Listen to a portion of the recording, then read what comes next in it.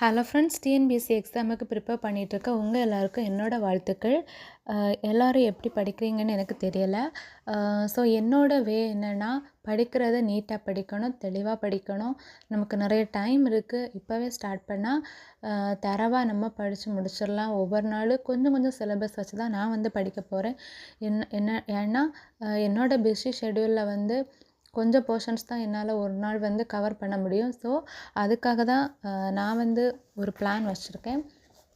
So நமக்கு 6th month கிட்டே இருக்குது, நவம்பர் டு ஏப்ரல் வரைக்கும்.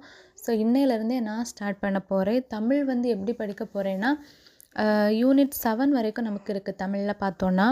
ஸோ நவம்பரில் யூனிட் 1, டிசம்பரில் யூனிட் 2, ஜான்வரியில் யூனிட் 3, ஃபெப்ரவரியில் யூனிட் 4 and 6, மார்ச்சில் யூனிட் 5, அப்புறம் ஏப்ரலில் வந்து 7.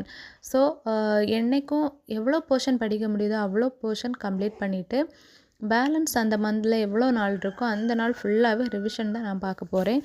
அதே மாதிரி ஜிஎஸ்ஸுக்கும் நான் வந்து ஒரு பிளான் வச்சுருக்கேன். ஜிஎஸ்சில் நமக்கு டோட்டல் 6 யூனிட்ஸ் கிட்டே இருக்குது.